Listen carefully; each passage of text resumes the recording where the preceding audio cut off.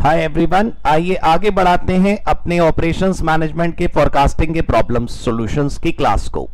हमने अभी थोड़ी देर पहले क्वेश्चन नंबर 3 और 4 सॉल्व करे। अब हम क्वेश्चन नंबर 1 एंड 2 सॉल्व करेंगे।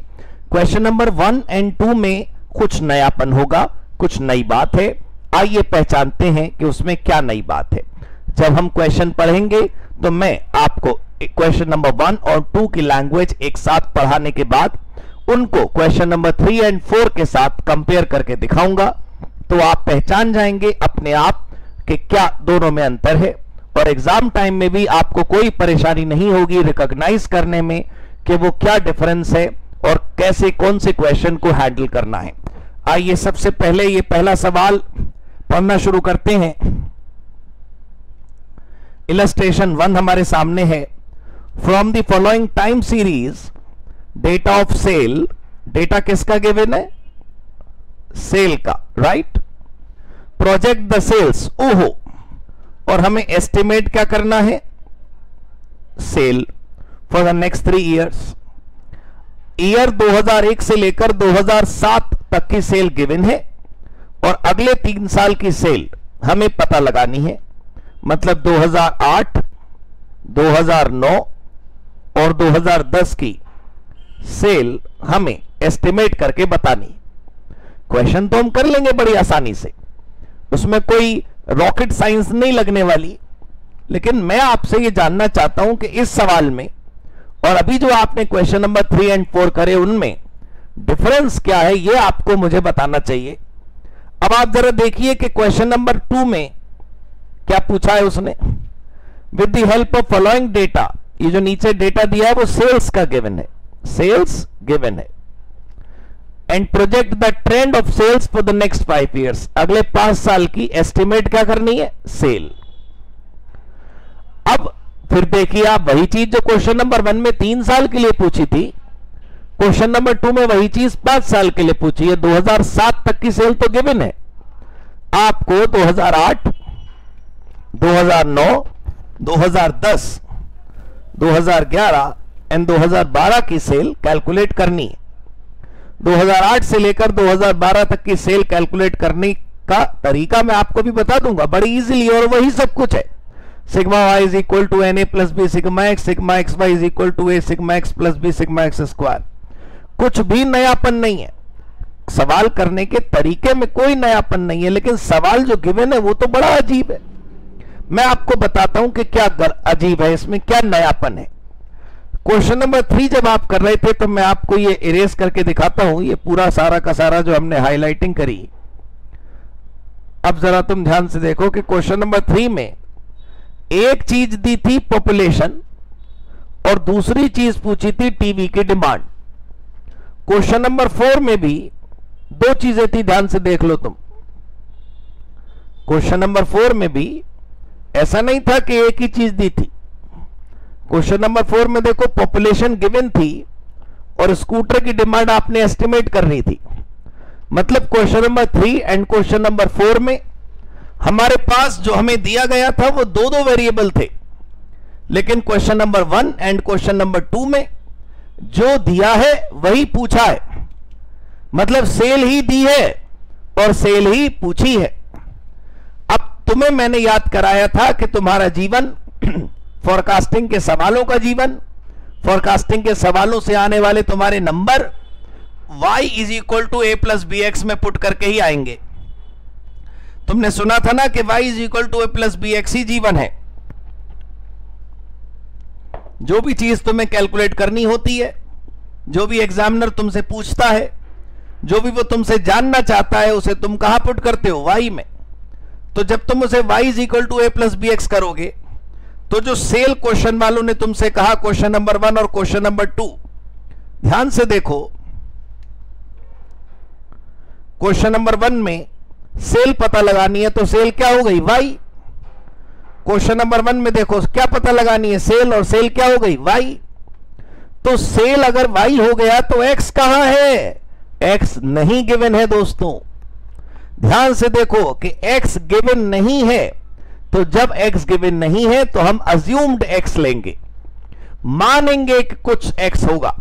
कैसे, मैं अभी दिखाता हूं आपको। सबसे पहले क्वेश्चन नंबर 1 की तरफ शुरुआत करते हैं।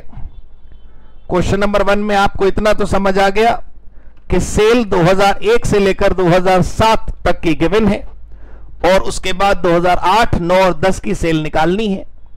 हमने परंपरा करी थी कि y = a + bx का साथ हम नहीं छोड़ेंगे। इन सवालों में भी हम उनका साथ बिल्कुल नहीं छोड़ने वाले।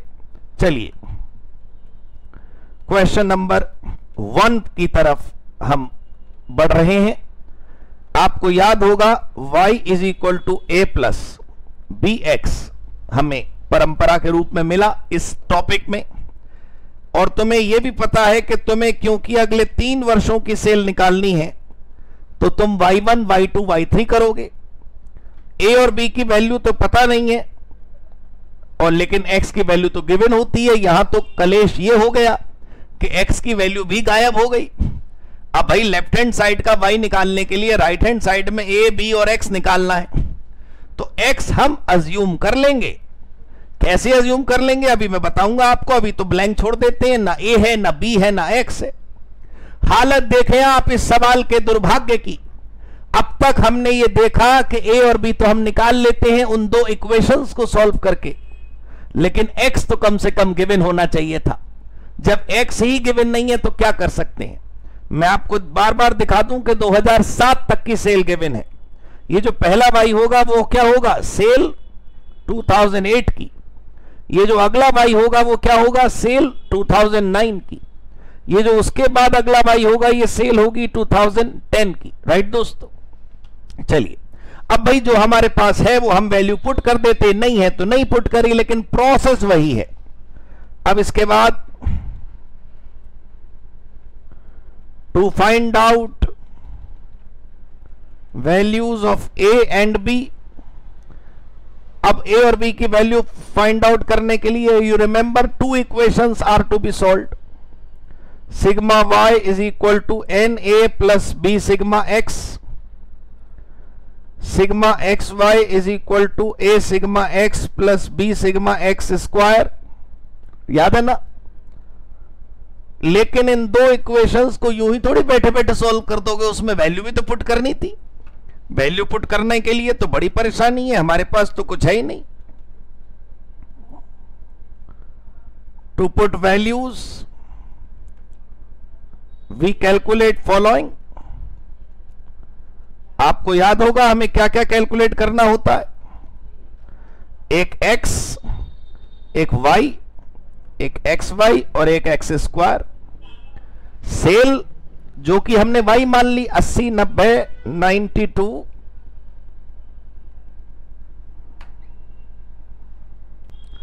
83, 94, 99, 92। ठीक, ध्यान से देख लीजिए। 1 2 3 4 5 6 7, 1 2 3 4 5 6 7, 80, 90, 92, फिर 83, 94, 99, 92। राइट। सारा कलेश x का है, वो है कहां। तो तुम मान लो, कुछ भी मान लो, लेकिन वो सीरीज में होना चाहिए। जैसे मान लो तुमने इसे 1 माना तो ऐसे सीरीज में कर लो x 1 2 3 4, और जो अगले 3 y निकालने उसमें 7 के बाद 8 9 10 पुट कर देना ऊपर। अब मान लो तुम चाहते हो कि वैल्यू पुट करना कोई भी, सर ने कहा है कोई भी पुट कर दें, तो क्या कुछ भी पुट कर दें? हां दोस्तों, मैं कह रहा हूं कुछ भी पुट कर दो। सर मान लो 16 से शुरू करने की जगह हम 18 से शुरू करें, तो अरे कहीं से भी शुरू कर दो। मैं कह तो रहा हूं, आपको बचपन की स्टैटिस्टिक्स याद आ रही हो ना याद आ रही हो, कोई बात नहीं, करने की जरूरत ही नहीं। तुम तो बस वो पी जाओ जो मैं पिला रहा हूं। 16 से 22 तक लिख दिया। अच्छा, अगर एक मेरी बात सुनो अब तुम ध्यान से, अगर हमें कुछ भी मान लेना है, बस इतनी शर्त है कि वो सीरीज में होनी चाहिए, बस इतनी शर्त है कि वो पैटर्न में होना चाहिए, तो क्यों ना एक काम करें, बीचों बीच में जो वैल्यू हो उसे 0 मान लें। भाई इधर -1 -2 -3 और इधर +1 +2 +3, ये भी तो सीरीज है। मैं कोई खेल नहीं खेल रहा आपके साथ। मैंने तो आपको ये बताया कि x मानना है, x की वैल्यू कुछ भी मान सकते हैं, बस जो पहला x मानो अगला उसकी सीरीज होना चाहिए। अब अगर तुम गिनती गिनोगे तो -3 के बाद -2 ही तो आएगा एक एक के गैप पे, -1 ही तो आएगा फिर एक के गैप पे, फिर उसके बाद 0 के बाद +1 +2 +3। बस अब तुम समझ गए मेरा खेल। अब तो सब कुछ तुम्हें मिल गया, जैसे x होता है वैसे x आ गया, y तो दिया था ही। चलो करना शुरू करते हैं। 3 × 80 -240, 90 × 2 -180, -92 0 +94, 99 × 2 +198, 92 × 3 +276। एक्स स्क्वायर निकाल लो, वो तो प्लस में आएगा, 9410149, राइट। अब जरा टोटल कर लेते हैं।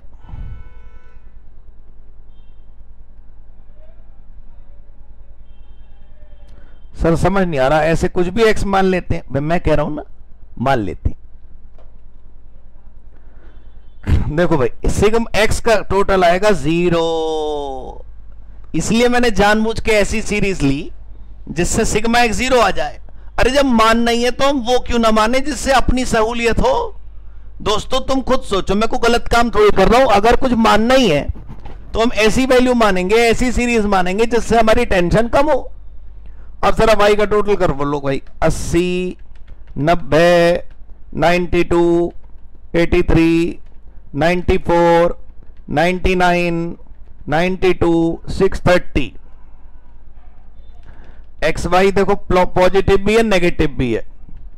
276 प्लस में है, 198 प्लस में है, 94 प्लस में है। ठीक है, अब माइनस में करो, इसमें माइनस कर दो 92, फिर माइनस कर दो 180, फिर माइनस कर दो 240, 56 आया जी पॉजिटिव। अब जरा ये टोटल करो अगला, 9 + 4 + 1, इसी का दुगना कर दो, +28 आया जी 28। हो गया जी बात। वैल्यू वैसी पुट करनी है जैसे करते हैं, बताना। Putting values, putting these values, sigma Y is equal to NA + B sigma X. Sigma Y मतलब 630 इज इक्वल टू NA 7 है ये, प्लस B सिग्मा एक्स। अब ये B इंटू तो 0 हो गया। ओहो, देखा, यहां तुम्हें इक्वेशन सॉल्व करने की जरूरत पड़ेगी ही नहीं। जब B 0 हो गया तो सीधे सीधे A is equal to 630 divided by 7, 90। दूसरी इक्वेशन बताना क्या थी? सिग्मा एक्स वाई मतलब 56 is equal to A sigma x मतलब A into 0 plus B sigma x square 28B।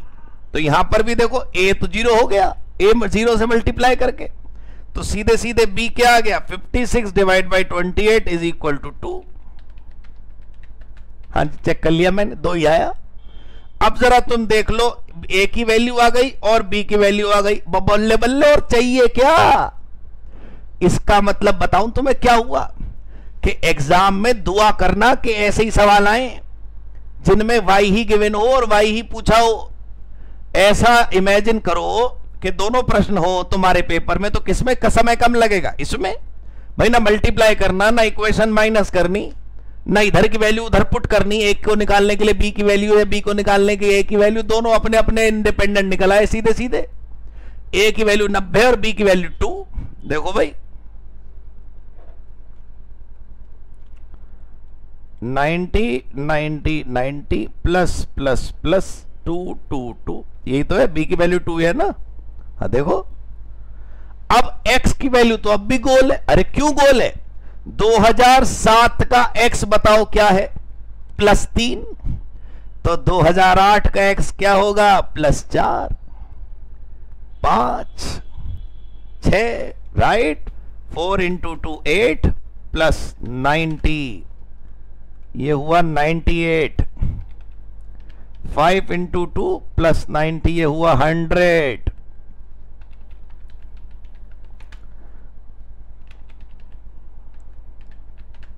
ये हुआ 102। चेक कर लो आप, तो थाउजेंड्स में है ना ये, इन थाउजेंड्स। ये देखो आंसर भाई, मैं तुम्हें दिखाता हूं क्वेश्चन नंबर 1 का आंसर।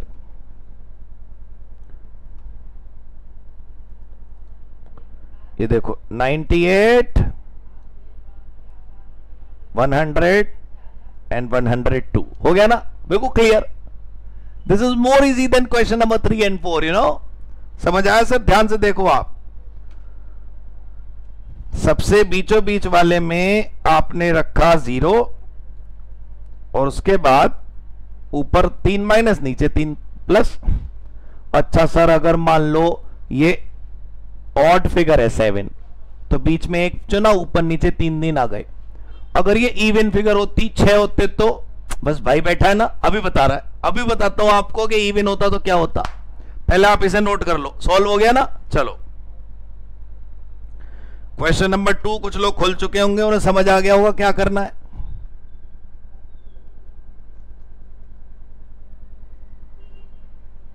अब गिन लो, देखो यहां कितने वर्षों दिए हुए हैं, 1 2 3 4 5 6। अब क्या करें? देखो देखो, पहला एक तरीका तो बड़ा सिंपल है, मैंने तो वो बताया, 1 2 3 4 5 6 सीधे सीधे ले लो। x सिग्मा एक 0 ही तो नहीं होगा, इक्वेशन सॉल्व कर लेंगे। x दोस्तों कुछ भी मान के देख लो, आंसर सेम आएगा, एंड वाला आंसर बिल्कुल एग्जैक्ट आएगा, करेक्ट आएगा। ठीक है, देखो भाई इलस्ट्रेशन 2 पहले सॉल्व करना शुरू करते हैं।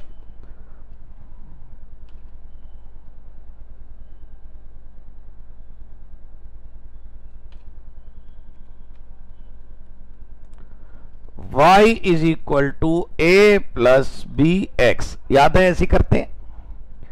अब हमें क्योंकि अगले 5 वर्षों की सेल निकालनी है, इसलिए हम 1 2 3 4 5 लिख रहे हैं। a और b की वैल्यू तो हमें पता नहीं है, यहां तो कमाल ये है कि हमें x की वैल्यू भी पता नहीं है, निकाल लेंगे। इसके बाद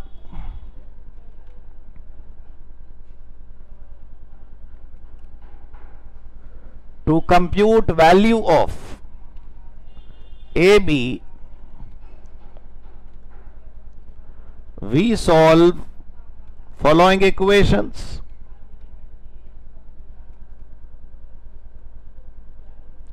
भाई इतना काम करने में तो कुछ जा ही नहीं रहा ना, एग्जामिनर को ये तो बताओ कि तुम्हें सब आता है।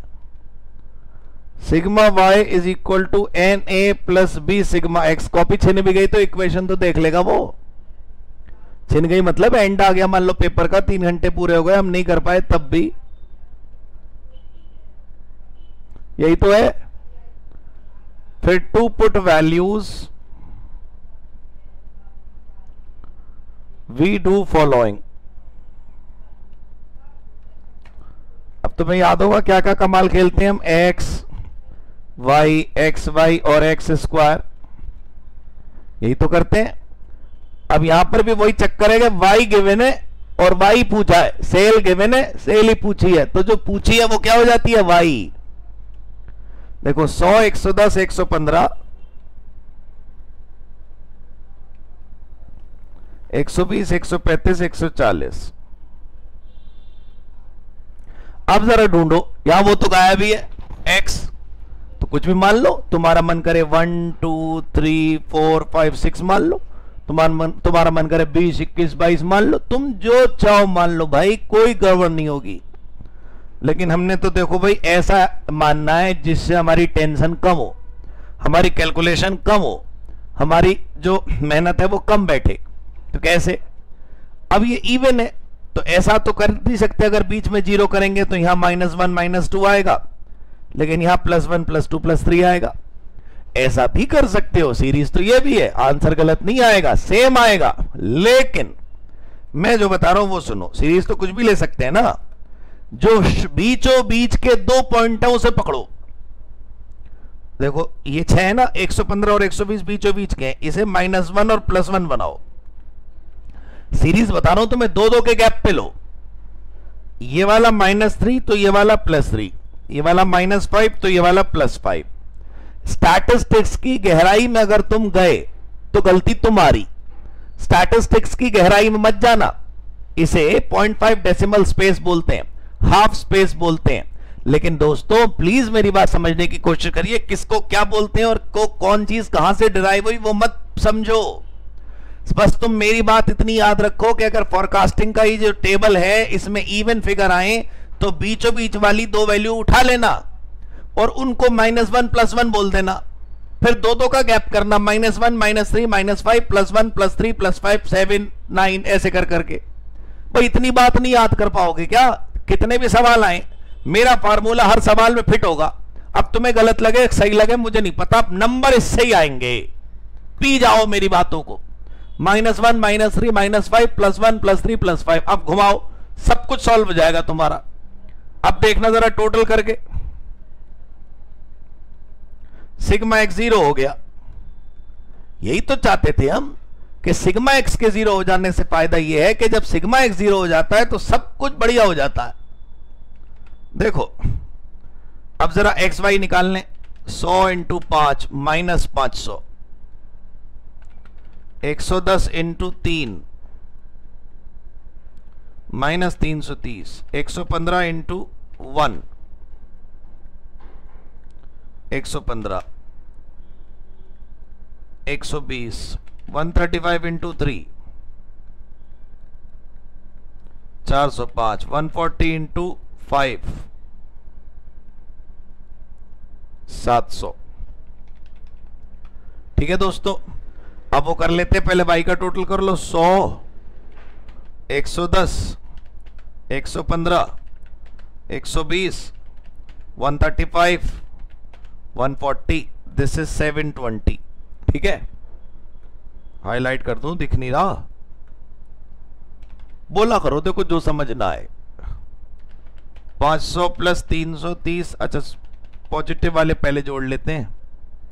700 + 405 + 120, अब करते हैं माइनस। 115 माइनस, फिर 330 माइनस, फिर 500 माइनस, 280। एक्स स्क्वायर करो भाई, 25 9 1 9 25।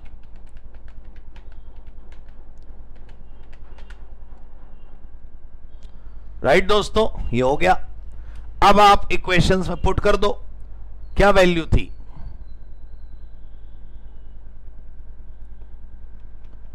Putting values in equations.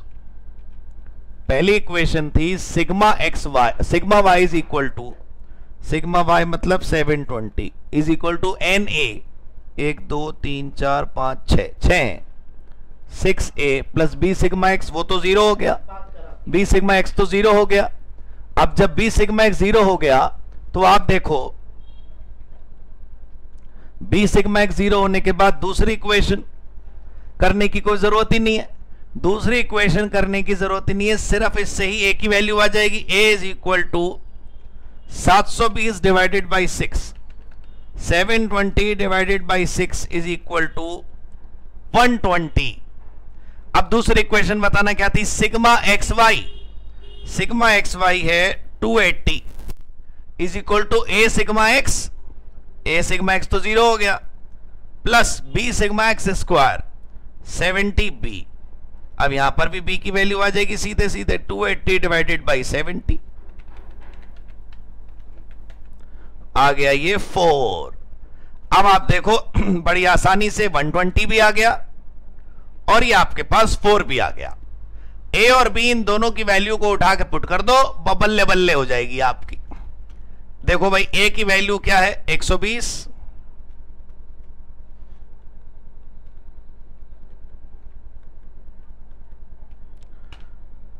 a की वैल्यू 120 आई और b की वैल्यू आई 4। पता है दोस्तों, जीवन में प्रैक्टिकल लाइफ में हमेशा वो प्रिंसिपल काम नहीं आते जो प्रैक्टिकल क्वेश्चंस में एग्जाम में काम आते हैं। तो इसलिए ना ज्यादा लॉजिकल होना भी अक्सर खराब हो जाता है। तो मैं जो कह रहा हूं आप उसे याद रख कर लें। अच्छे से समझ आ गया। अब देखो x का फिर लोचा हो गया। ये बताओ कि ये जो +5 है ये कहां तक का x था? ये था 2007 तक का x था। हमें अगले 5 साल की निकालनी है, तो 2-2 के गैप पर रख लेते हैं। +5 के बाद भाई आखिरी x 5 है और हमें उसके आगे 5 साल जाना है, तो 5 के 2-2 के गैप पे ये 7 आएगा, 9 आएगा, 11 आएगा, 13 आएगा, 15 आएगा। अब ध्यान से देखिए, 4 × 7 + 120 148, 9 × 4 + 120 156, 4 × 11 + 120 164, 4 × 13 + 120 172। अब मुझे पता आप क्या कह रहे होगे, 8 का तो डिफरेंस पड़ रहा है। अरे कुछ भी पड़ रहा है, कैलकुलेट तो पूरे करोगे ना। देखो 4 × 15 + 120 180। ये पता लगा लो क्या ये थाउजेंड्स में, लैक्स में है ये।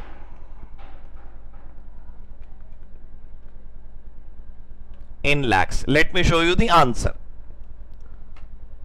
आइए आपको आंसर दिखाऊं। ये रहा भाई answer, 148, 156, 164, 172 and finally 180। So you got my point. Forecasting के चारों सवाल हमने कर लिए। 2 क्वेश्चन एक जैसे थे, 2 क्वेश्चन एक जैसे थे। आप इन चारों क्वेश्चन को कम से कम 2 बार अपने हाथ से सॉल्व करके देख लीजिए, फिर उसके बाद हम अगला टॉपिक शुरू करेंगे। राइट दोस्तों, thank you so much, God bless you.